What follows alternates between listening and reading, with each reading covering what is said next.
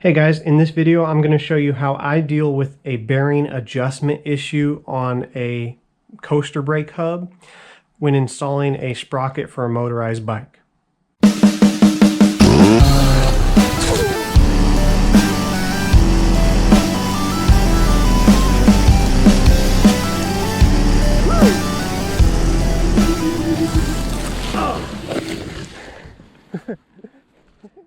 So I'm not sure if this is an issue across all styles of coaster brake hubs, but I do know that the Huffy Cranbrook and the Nelluso run into the same issue.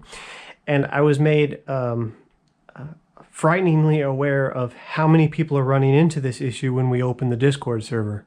I've dealt with it every time I've built one of these cruiser bikes, but I didn't really stop to think that new builders are going to have a worse time dealing with this than I have. Essentially what happens is the moment you temporarily remove this coaster brake arm so that you can put the sprocket on, because well, there's no way to do it otherwise, as soon as you remove this arm, you've loosened your wheel bearings. Your cone that adjusts the tension on your wheel bearings, you've loosened it. You won't even realize you did it. And then you'll install your sprocket, put everything back together, and then maybe as you're tightening the bolts back up, you've actually over-tightened it. Essentially, there's one of three possibilities that are going to happen to you if you don't address this issue.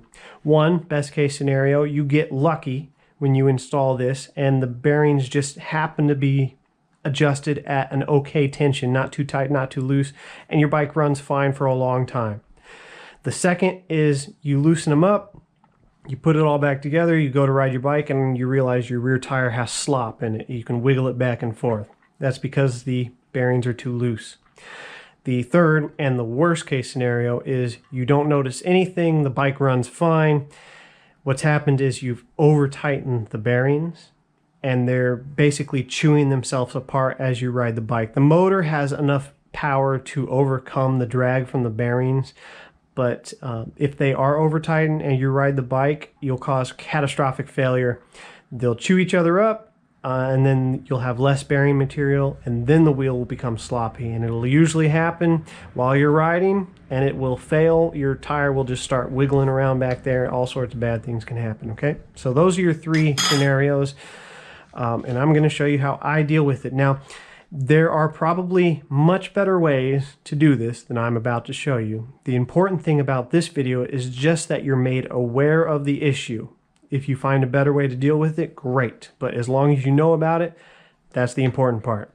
All right, so this is a 17mm nut. Usually you're going to have a big old wrench and a bar or another pair of big vice grips on this side to break this loose. For the video's sake, I've already loosened it. You know, I loosened it enough. There we go. The moment you loosen that nut, that's where all your problems begin. Now, we're not covering the full installation process of the rag joint here, but I will show you a few other things you're going to have to deal with. This washer is directional. Make sure you pay attention to the way it comes off. It's got kind of a bulge facing down. Okay. Now, as you can see, this coaster brake arm is keyed. It's square. It's a square notch. That's because it sits on the cone nut. That's what that is. And that cone nut is what adjusts the tension on your bearings. You can see your bearings in there underneath this. This is the dust cover. That's one of the issues we're going to have to deal with here in a minute. Okay? So as you take this brake arm off, you kind of move it a little bit without realizing it, and you've either loosened or tightened this cone nut. All right, so we need to make sure that after we install the sprocket, everything is said and done, that this is properly adjusted. And that's what I'm going to show you how to do. Now, before you install your rear sprocket, you need to deal with the dust cover. Oh, and by the way, on a stock Cranbrook, just in case you're wondering, put this lip on the inside facing towards the tire. That'll give you good chain clearance. You won't rub on the tire, you won't rub on the chain. Not what this is about, but just a little quick tip. Okay, so this dust cover, as you can see, it does not fit inside that sprocket. When you're going to install your sprocket, you might think you're okay because the spacer for the rag joint gives you enough space to sit on top of it at first. But as soon as you start to clamp this down, it's going to get closer and it's going to start to rub on that dust cover. That is actually okay. And you can run just fine like that. It'll end up just kind of cutting itself a little notch in the dust cover, and it'll run fine. The problem is while you're trying to adjust the wheel bearings, that resistance from the sprocket rubbing on the dust cover makes it really difficult to tell if your bearings are too tight. Now you can tell if your bearings are too loose just because they'll wiggle. Your axle will be able to wiggle it around. You'll hear it, you'll feel it. Okay, you'll know it's too loose. The problem is if it's too tight and this dust cover is rubbing when you go to spin the tire to check it, it'll be kind of tricky. So there's a couple options. One, you can just leave it as is and hope that you have a good feel for bearing adjustment. If this is your first time doing it, I do not recommend that. Two, you can remove it completely. I also don't recommend that because it protects your bearings from dust and water and all sorts of other crap. But, you know, if you're going to upgrade your wheel pretty soon, you can maybe run like that for a little while. Like I said, not recommended. And three, which is the most obvious, just grind out the sprocket. Okay, you don't have to take out very much material. This is a 5-minute job. Get yourself a drill or a Dremel with a grinding wheel, a sanding wheel, a carbide cutting bit, and just open up this hole so that it clears the dust cover. Kind of bevel the inside edge, and then you won't have to take away as much material. Okay, so do that, highly recommended, and that'll make adjusting your wheel bearings a lot easier. Do that obviously before you install the sprocket. Okay, so let's say that you've taken care of the dust cover, you've installed your sprocket, you've trued it best you can. Okay, now we need to take care of the wheel bearings. Now you're going to have this sprocket on, but that's actually not going to affect you at all. There might be one other issue you run into, and that is that the bolt heads for the sprocket are going to just barely rub on the brake arm. That's what happened to me on my 2020 Cranbrook. Is the bolts just barely touched the brake arm. I could still spin the wheel, but they would rub. And obviously that makes it pretty much impossible to adjust the wheel bearings because you're not going to be able to feel it. It's just going to rub up against it. So you're either going to have to take this in a vise, heat it up, and bend it just a little bit, or you can do what I did. I took my Dremel and I kind of just shaved down the heads a little bit of the bolts, and I cut a ditch in the brake arm itself, just a little groove. So all I needed was just like maybe 2 millimeters at the most into the brake arm. Okay, all right, so you're gonna have to deal with that. But once this is installed and you're ready to put it all back together, your process is going to be the same as mine. I just don't have a sprocket on it at the moment. So we're going to take our brake arm, we're going to put it on, we're going to grab our washer. We're going to put it on with the bulge facing down. Get our 17 millimeter nut, put that back on. And here's how I adjust the wheel bearings. Now, if you have a table vise, that is going to make your life so much easier. You're going to lock this nut into the table vise, and then you will have your two hands to work with. Much more convenient. I don't have a table vise, so like a lot of you, I'm gonna do it the way you're probably gonna end up having to do it.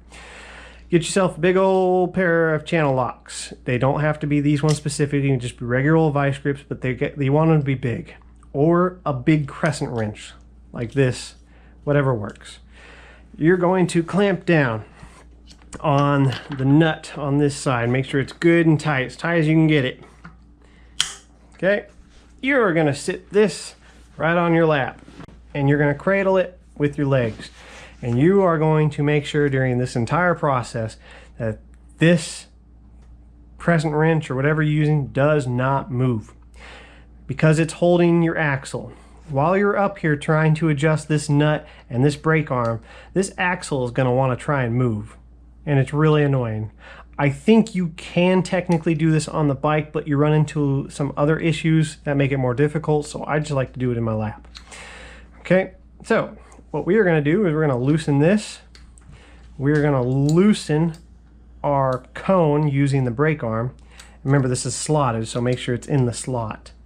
Go ahead and loosen it. Okay, the sprocket for the bike chain is going to want to move back and forth during this entire process, which is going to add an annoying amount of slop while you're moving this back and forth, but that's okay. It will lock out on either side as you turn it, so not a big deal. Okay. Do we have any slop? Yes, we do. See that? Okay, that's how we know our wheel bearings are way too loose. So we are going to go ahead and start tightening until that slop is almost gone. Okay, we took a lot out of it right there. Let's tighten some more. Okay, now it's all gone. We don't want it all gone. We want a teeny tiny bit of slop. Only enough so that you can tell it's there, but so little that you practically can't measure it. Okay. And a little bit too much. Tiny bit, but too much. Okay, almost unmeasurable amount. Now, keep in mind that as you're holding this with your legs, it's going to reduce the amount of free play you feel. So when you're checking for slop or wiggle, go ahead and loosen up on the bottom. Hear that? Still too much. Tighten it. Almost nothing.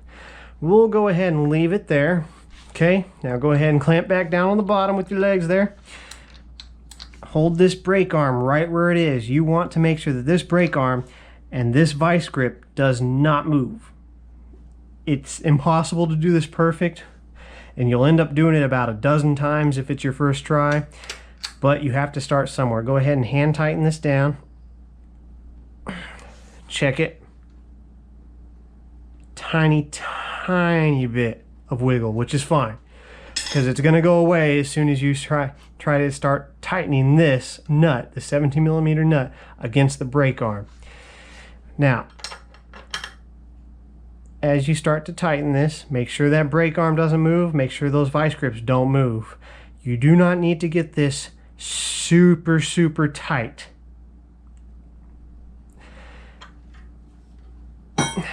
But you need it to be pretty darn snug, okay? It needs to be tight, but not cranked down on. We got no wiggle, so what we need to do is remove our vice grips, and hopefully, it'll be loose enough to spin freely.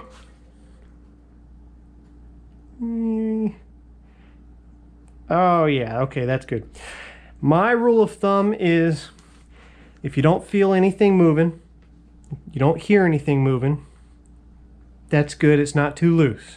Okay, if you can spin it in your hand without clamping down on it with your fingers and the tire spins freely but the axle does not spin, then you're not too tight. Now it might feel like there's a bit of resistance. It might wiggle like this, like it's doing right here, but you see how the axle is not actually spinning around in my fingers? Now it caught, but it stopped. I'm not having to clamp down on it. In my opinion, that is perfect. That is just right. On a brand new fresh wheel, you do want it just like a hair tight, just a hair, because it's going to break in and loosen up anyways. But if it's a used wheel that's got some miles on it, you really don't want there to be any drag at all. You want it to be completely free spinning. That might not be possible on all of these, especially if they don't have a lot of grease in there, but that's just how I do it, guys. I got lucky on my first attempt, but I've also done this a lot of times. If this is your first time doing it, like I said, you're probably gonna have to do that a dozen times. I've had to do it a lot on my first wheel. You'll take the clamp off, you'll take it to spin it, and it'll be too tight, you know. You'll have to loosen it back up, get your wiggle back, try and tighten it down again, spin it, it'll be too tight. You'll find the sweet spot, I promise. Don't give up, it's there. But there it is, guys. Like I said, if you can find a better way to do this, great, but the important thing is just that you're aware of that issue. As soon as you take this arm off, you've loosened your wheel bearings, and as soon as you put it back on, you've tightened your wheel bearings. You need to know about that. All right, that's all I got for this video. I'm working on a build. I gotta take Henry for a ride, and Yeah, it's a mess. I need my coffee. All right, guys, thanks for watching. I hope this helps you guys out. I'm sorry I didn't make this video sooner. I really should have, but I didn't realize just how many people were not aware of this issue. By the way, if you can adjust wheel bearings on a coaster brake hub, then feel good, because you can adjust wheel bearings on any cup and cone style. It's hardest to do on a coaster brake because of the gearing and the brake and the slop, but it's a hell of a lot easier to do it on the front tire. Things don't move around as much. Ride safe, guys.